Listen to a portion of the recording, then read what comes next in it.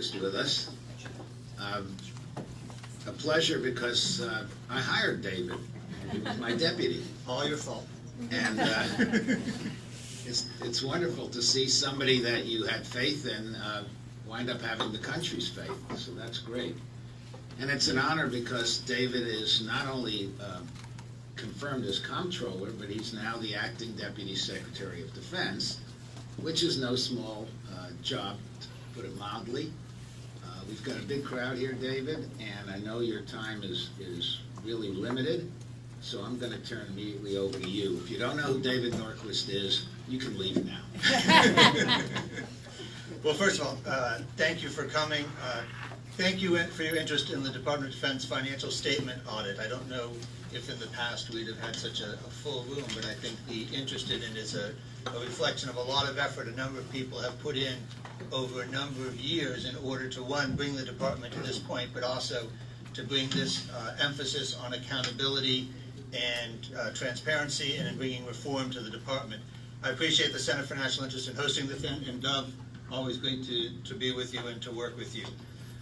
So in 2018, the department completed its first ever department-wide financial statement audit. This fulfilled a presidential commitment. It addressed or began to address a long-standing congressional concern about the department taking it on. And it was a result of a work of a number of organizations over a number of years who put an emphasis on getting the Department of Defense to audit. When I was invited to speak at this event, originally I was in the role of the Comptroller. Since then, Secretary Mattis has departed.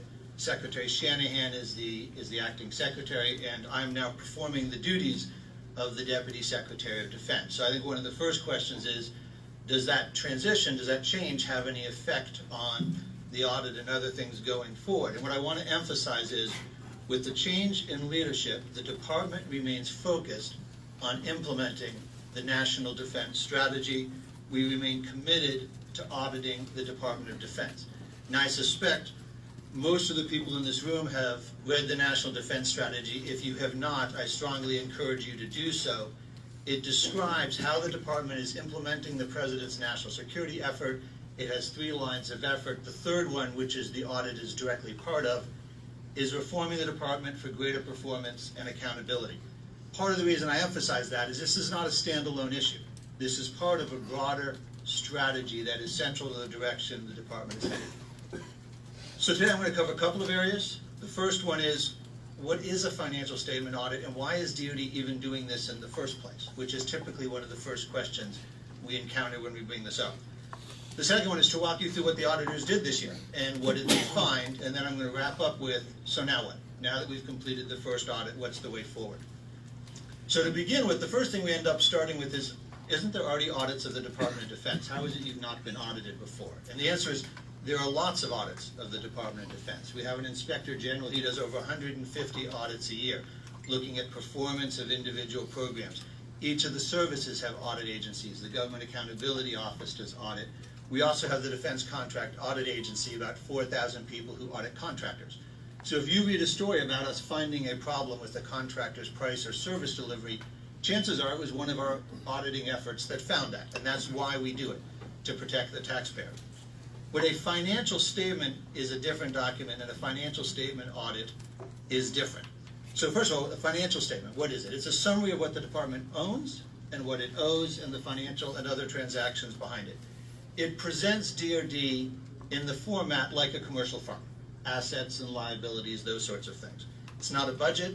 It's not a decision document. This often results in significant confusion when reporting about it as people try and go back and forth. But it's built on the data we use.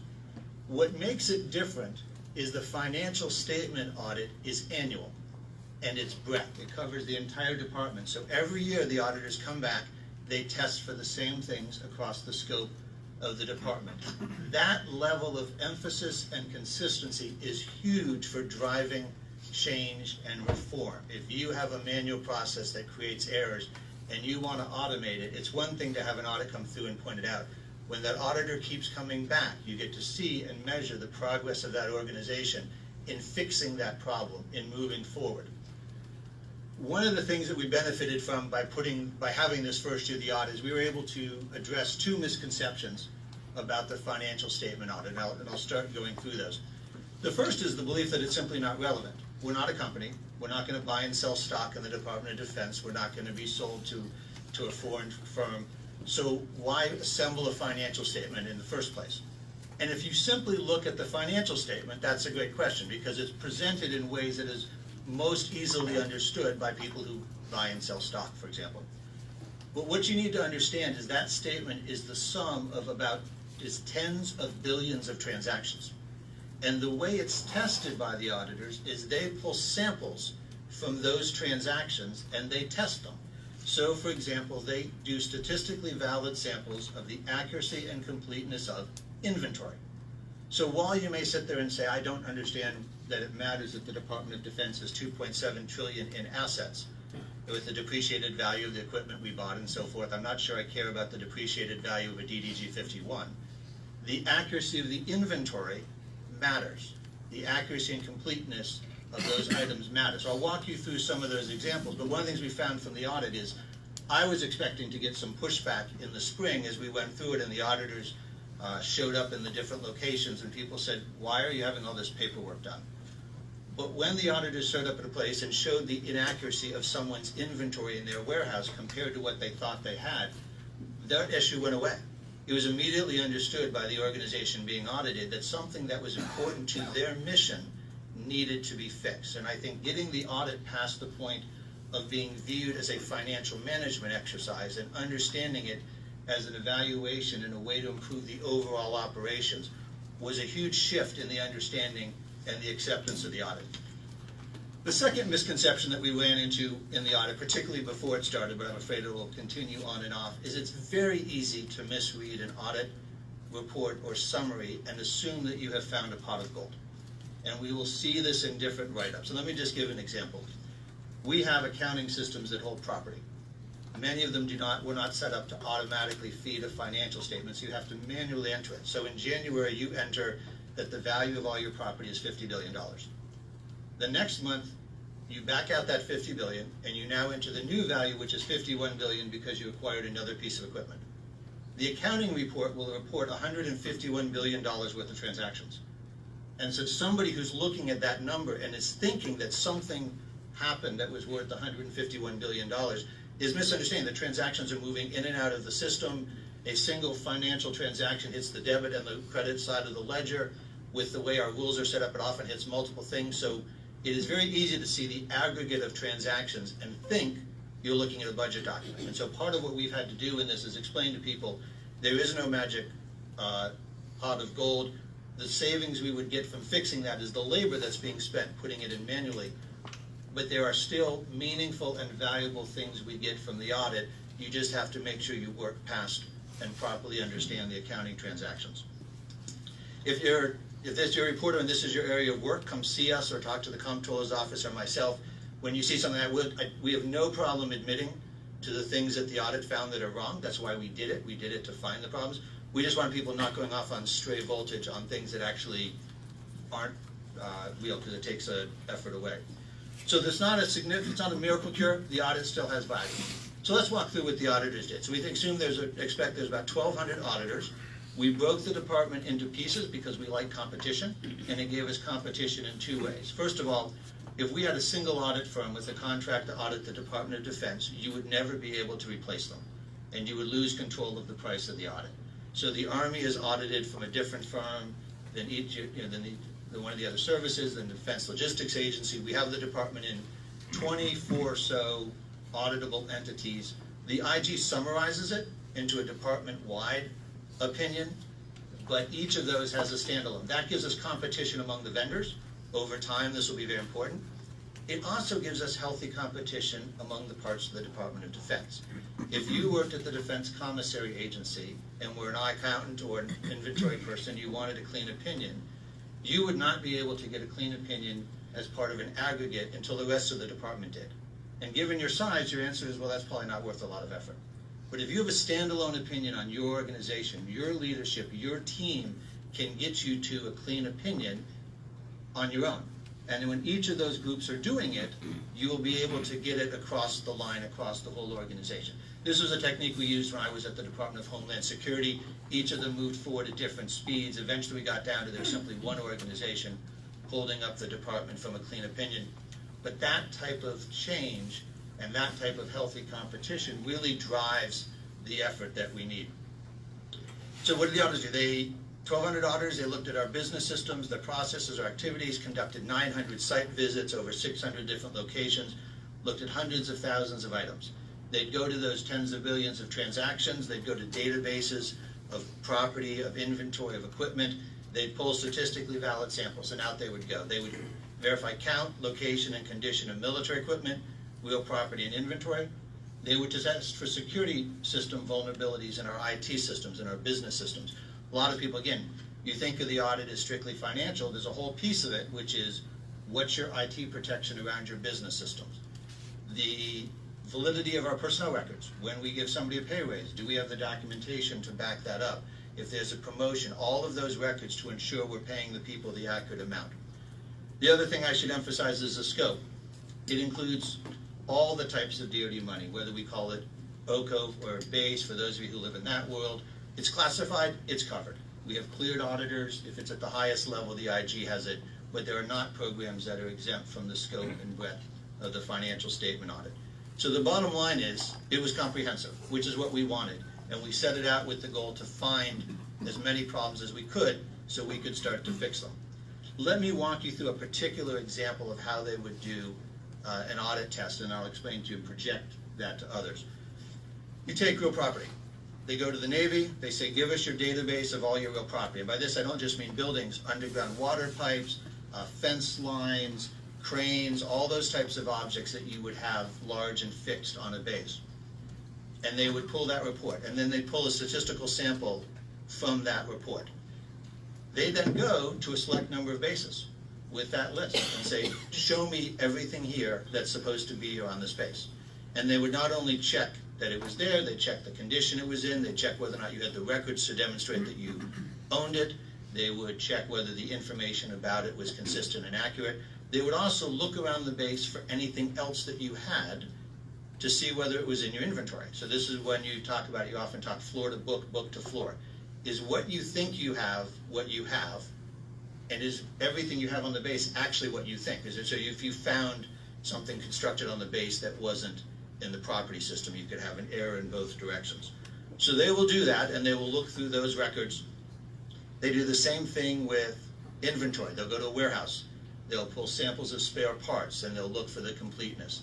With IT security, they do various forms of testing. I won't go into it, we have the details, but to check to see whether somebody can get into the system, whether you're complying with the rules in order to find vulnerabilities.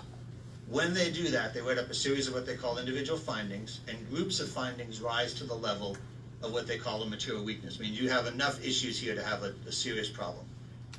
We had 5 organizations at the end of this process received what they call a clean opinion, meaning the auditors said there was nothing that rose to the level to have them not have confidence in the accuracy of the information. The most important and the largest is the Military Retirement Fund. That has the vast majority of our liabilities and our pensions. Other ones included Defense Contract Audit Agency, U.S. Army Corps of Civil Works. We had 2 organizations that received modified opinions. Modified opinion means everything's right except for. And there's usually one exception. The commissaries had a modified opinion. Our Medicare Eligible Retiree Health Care Fund had a modified opinion. So those are generally in good shape. Want to get the modifieds to a clean. The rest of the organizations received what's called a disclaimer, which means the auditor said we couldn't get you to one of those 2 positions. This is not a surprise, and I don't say that because it's a good thing, but the answer is it reflects the approach we took, which is you want them to eventually get to a clean opinion. There had been some debate about whether the department should have waited to start the audit until you passed. I can understand why people would want that. I have never had an auditor tell me, please wait until you're ready to pass and then I'll come show up at your door. That's not normally how they work. But I also felt from my experience in doing this in another agency that that's a terribly expensive and inefficient way, because you're trying to guess what's wrong with yourself. And the reason you hire outside auditors is so you don't have to guess. They come in and they show you, and them coming back every year, as I'll talk later, is key to the measuring of the progress that you need to know that you're actually getting somewhere. So we took a different approach, which is rather than wait till we thought we could pass and then starting the audit, we said, start the audit now, and then find as many as we can, and that will be our map forward. So my thanks goes to the folks who came before me in this office who had set up some of those contracts to allow us to have that option. Normally people aren't excited if your predecessor left you with an audit that starts the day you come in. But this was actually something we were hoping to do and wanted to do, so we didn't lose a lot of time in the contracting process.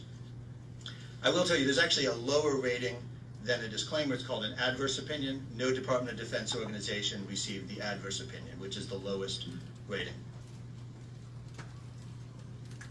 Okay, so let's go into some of the specific findings. First, Army, Navy, and Air Force major military equipment, we could account for it all. Ships and planes, that's a good thing. They also found, while there were some individual issues, no material weakness in where we do military and civilian pay. This is a wonderful thing. Part of the reason you might expect this is we have about 2 million people who audit their statement every time they get it. If we have a problem, we don't know. And so that helps keeping that one go forward. The audits don't specifically test for fraud, but during the course of the audit, if they come across it, they're required to report it. I've checked with the IG and the auditors. No one reported any evidence of fraud in the work they were doing. Another positive step. Did find a number of problems in a couple of key areas, and they are significant. So let me start with property. When they tested the Navy's buildings and infrastructure, they found that about 6.5% of the assets the Navy had on their property books no longer existed. They were either demolished or replaced, but no one had gone back to the property books to take them off. So there was misunderstanding of what they had available to them. The Army, who in preparation had actually done more in terms of walking back and forth on to get the property up to speed, had very few errors on existence and completeness. Their auditor's concern was they had a number of buildings listed as being in usable condition, and the auditor's answer was, no. These are not usable condition buildings. You should label these, you should either knock them down or acknowledge that these buildings are not in working condition. So the main takeaway on that one is we thought we had more square footage, more equipment, more facilities than we did in fact have available to us. And the accuracy of this matters, and it drives and it plays a role in decision making. They did the same thing with inventory. The types of issues we found in inventory is they'd find items to pull, and they would discover that item had already been moved to another location or had been used. They found assets in warehouses that were not in the inventory system. So it wasn't in the local warehouse may have known, but if you went to the inventory system, it wasn't there. But even then, in many cases, it wasn't necessarily known to the warehouse. The asset may have been recorded as in good condition, but was actually unserviceable or vice versa. So one of the things they test is not just the existence of it, but does it work? So to give you an example, Hill Air Force Base, they pull a sample, they look at uninstalled missile motors. 71 of them in the database were recorded as unserviceable, meaning you couldn't use them. When you went to the warehouse and you looked at them, they were in serviceable condition, and the tag on them indicated that correctly. So what's this mean for the department? Well, if I think I have something that's unserviceable, I will order a replacement part so I can do my mission. If I didn't realize I had it there, I could potentially have spent, in this case, $53 million buying replacements for something that was useful. The reverse is equally a problem. I thought I had a usable spare part. The piece of equipment comes in, the plane, the jet, I go to fix it, I go out to the warehouse, it's not there. Now I am waiting on that spare part order, affecting the backlog of getting things ready. So these are the types of inventory issues that are very important for us to address because of their consequences for readiness and our ability to be good stewards of the taxpayers' money and to get those aircraft and ships back to sea or back in the air in a timely manner. Now, one may expect that eventually somebody would have found that part, but we work on a very high focus on timeliness and efficiency, and being able to get those right is part of what the auditor and the audit drives. Now, this is not a universal finding. They went to Osan and Kadena, one of the auditors, 14,000 munitions, 100% accounted for, $2.2 billion in value. So there are many places they went to where the answer was spot on, and the answer when I talked to the auditors was, it was the commander. The level of focus and attention that that commander brought to the accuracy of their inventory of their mission, they showed up, they focused, they followed it, they made it a priority. In many cases, the auditors pointed out that we actually had the right policies and procedures. The question is whether they were all being implemented. In some cases, the field assumed that the headquarters knew they either didn't have the right equipment, the right technology, there's something to do it, and that gap in information is part of what the audit helps close. IT security, single largest area of findings. We had more findings in that individually than any other place. And that's one's not going to be a cost savings. There's going to be a cost avoidance, right? It's going to cost us money to fix them. But the consequence of not having that fixed, either disruption of operation or other things, would be quite significant. So we'll make that a focus and a priority. So those are sort of the overview of the findings. I can go into details on others if you would like, but let me go over what next. We set up a database to track this. So we had the auditors break it down. If you simply said, did you pass the audit, that's not a particularly good measuring stick, because the answer is not going to change very quickly. So we took over 2,300, 203,071 to be precise, of the findings, and we had the IPA firms loaded into our database. So it's not our writing of them, it's not our self-assessment, it's their opinion. And every year, our services, Army, Navy, Air Force, Defense Logistics Agency, and others, will work on corrective action plans to fix those. They'll prioritize them, some will be short, some will take a long time. The auditors will come back and test it again, they'll update our database. We will, over time, be able to show you which organizations are closing the findings, which ones aren't, which types of findings we can close quickly, which ones are hard. This data is critical for both accountability, knowing who you have to work with, which organizations you have to maybe change out leadership or do training, and which types of challenges you're facing. But we wanted to have that foundation laid at the very beginning, so over time we can use this to drive the change. The auditors will come back, we'll do it again, we'll use this to measure progress. There's a couple of cool things about this that move you beyond the mechanics of accuracy. Firms today are able to do amazing things because of the amount of data they have and their ability to do modern data analytics. When you don't have confidence in your databases, there's a limit to what you can do.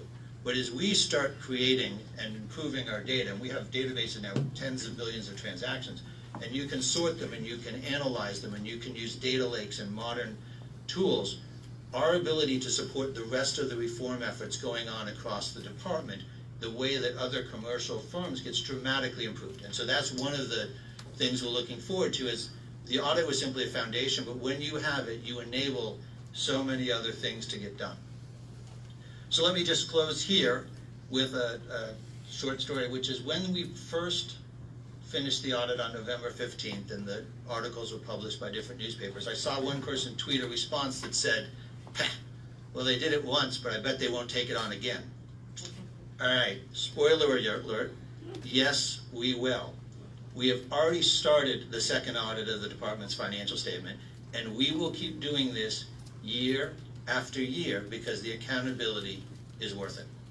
Thank you very much. Well, anybody who, I know this is being recorded, Dave, and anybody who wants to learn about audits ought to watch this. A little bit of history.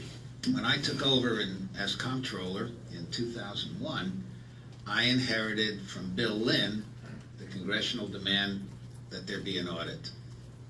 That was 2001. The demand, the law that Congress passed, was in the 1990s. It took until this year, Dave, to actually pull it off. And I think that is a huge accomplishment on Dave's part. I'd like to ask you one question and then open it up. Maybe it would be useful for the people here and anybody else who sees this later to understand how you translate these audit findings into, on the one hand, budgets. You talked about how you'll find shortfalls and overages and so on, and because it's a cycle issue. And secondly, you find something when the audit is done, how does that fit in with your execution reviews? The execution review is what takes place in the middle of the year, where essentially you're looking at what's called burn rates. You've spent too much money on X, too little money on Y, you move the money around, you go to Congress, say, Mother, may I? Hopefully Mother says yes, and you can move the money. How does what you have found translate into those two things? So I think the key here is it translates in terms of the accuracy of the information you're drilling in on. So we get a finding there's an inventory issue, then you want to make sure that in the execution of the money we're putting in place the resources to fix that. But in the days when I worked with Dov and Comptroller, when you did an execution review, you got a report that told you that this agency spent X percent of its money. That's it. That's what you knew.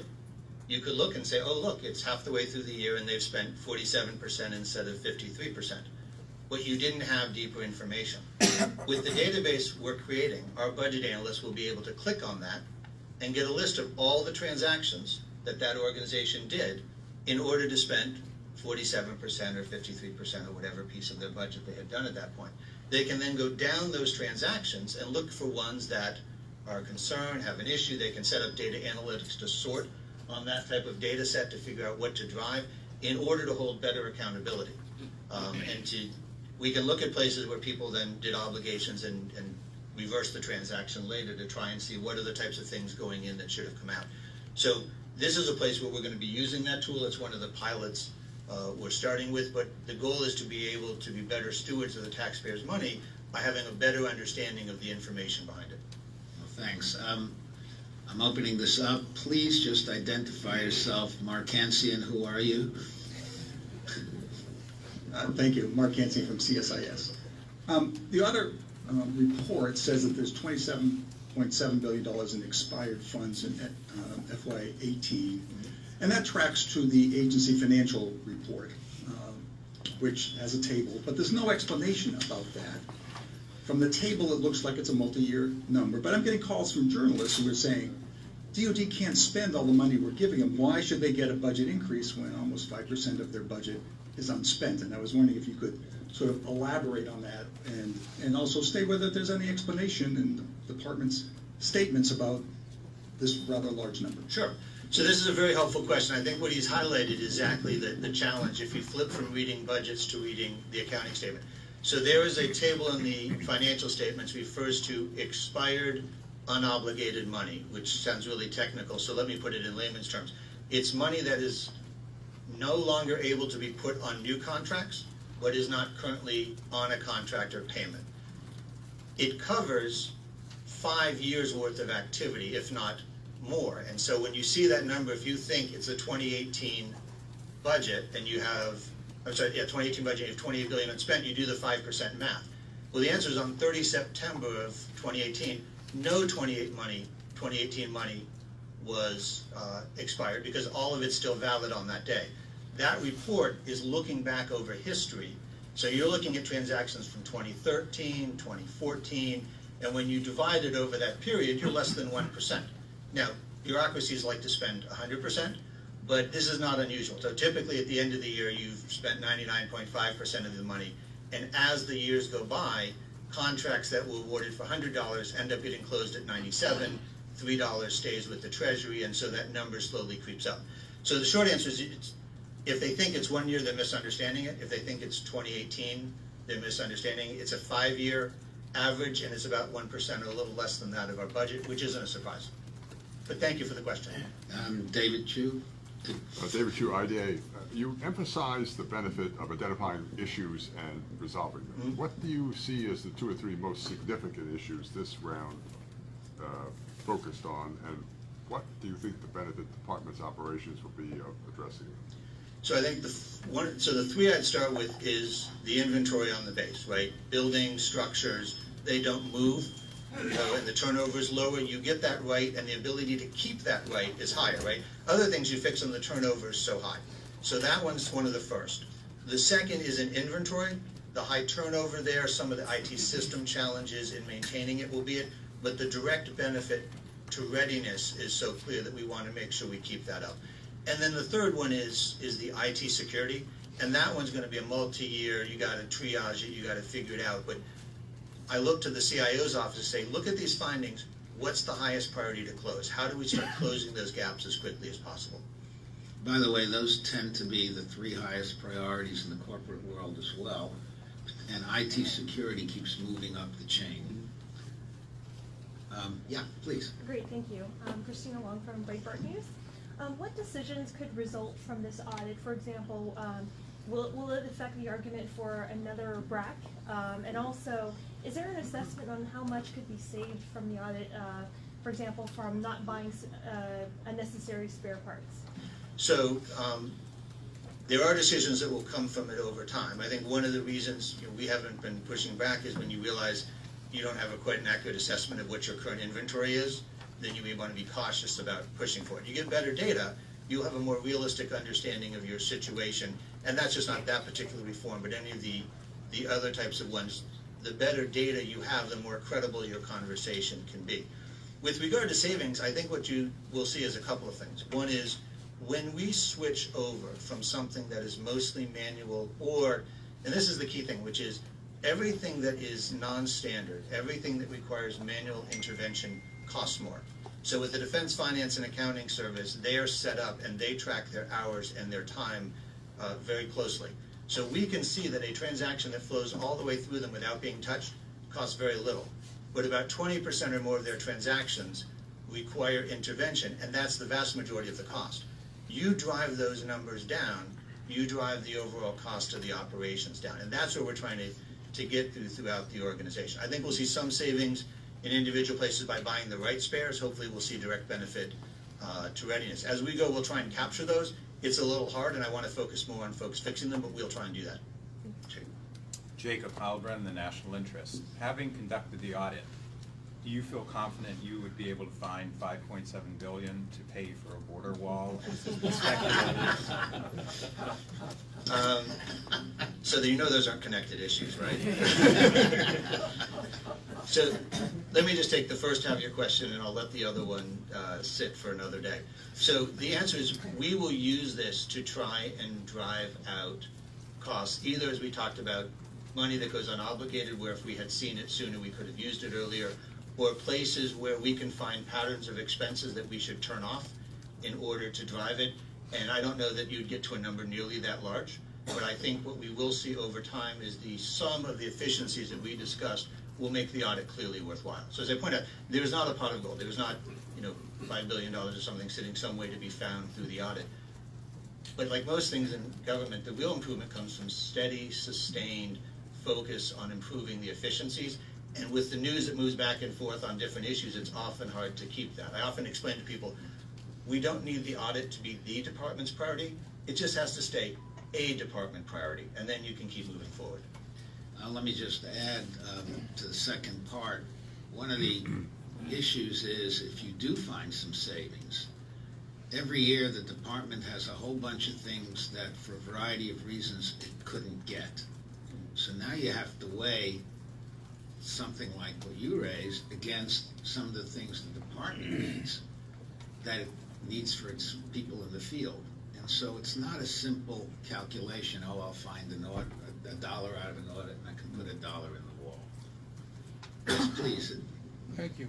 Jeff Schobel, Task and Purpose. You had mentioned that there is no pot of gold. There was a media report out there that the Defense Department could not account for $21 trillion from 1998 to 2015. This, unfortunately, has entered the political sphere. Given I am not a certified public accountant and neither are my readers, would you be able to comment on whether this is an accurate figure?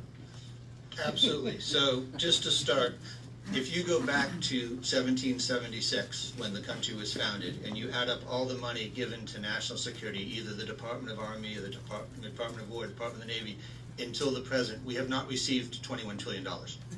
And when you realize the amount we pay people and for supplies and things, the likelihood that we still have 21 trillion is inaccurate. And this is the misunderstanding that I talked earlier about people looking at transactions in and out and trying to sum them up. I think a lot of fact checkers looked at that one and rated it as clearly false.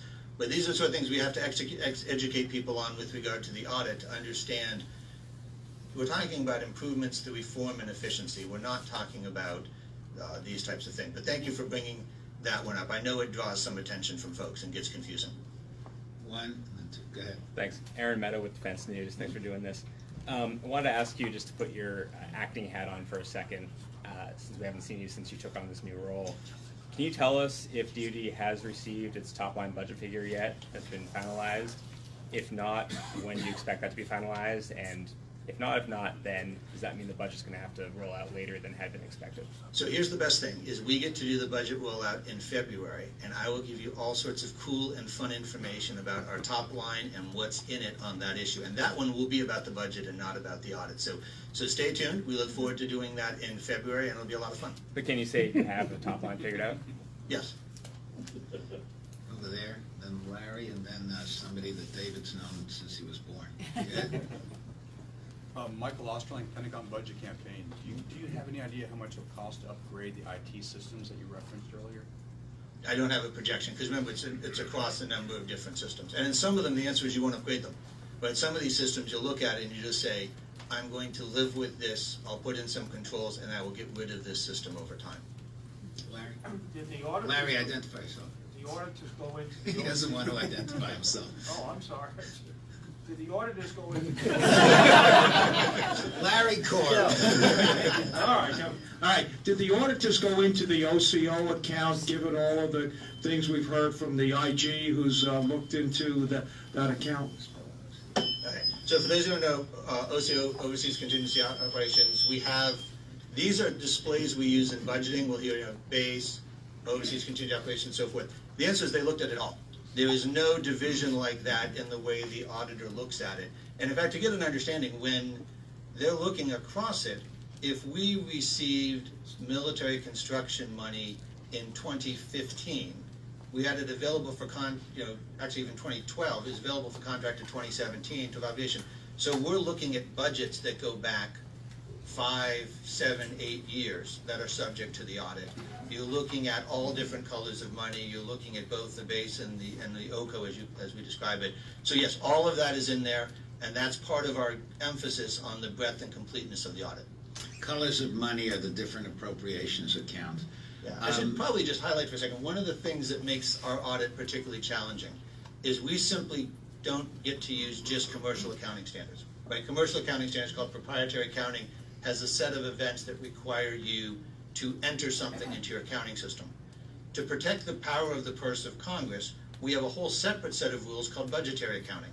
And those divide money up into different colors: procurement, research, O&M, which are legally separate. They're divided by the year in which you received it. Most firms do not track, this is the revenue I earned in 2016. I will keep this separate from the revenue I earned in 2017 or 18 and never let those sums mix. We have to have an accounting system that does that. So you can't use a commercial tool. You have to have one built to trigger both of these set of events, and that creates another level of complexity. Next person I'm going to call has known David, I guess, since you were born, David. Grover Norquist. I don't remember it that far back. But Okay, if Amazon or Google wanted to buy the department, what does your audit tell you it's worth? Big brothers.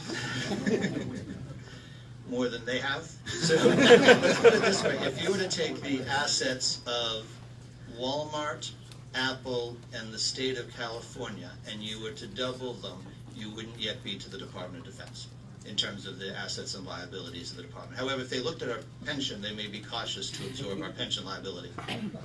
Yes? In your new role. Could you identify yourself, please? Thank you. Sorry. Mike Stone from Reuters. I wanted to ask about your new role in the acting capacity. What programs have you taken responsibility for? What's flowed to you, especially due to conflicts of interest that Patrick Shanahan can't take on?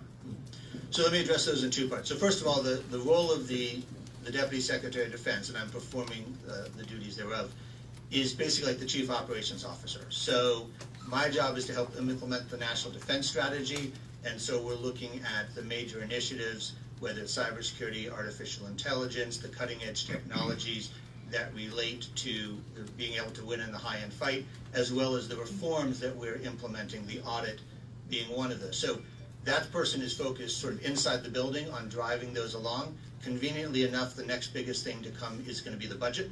So we're starting off with that one as sort of the immediate marker.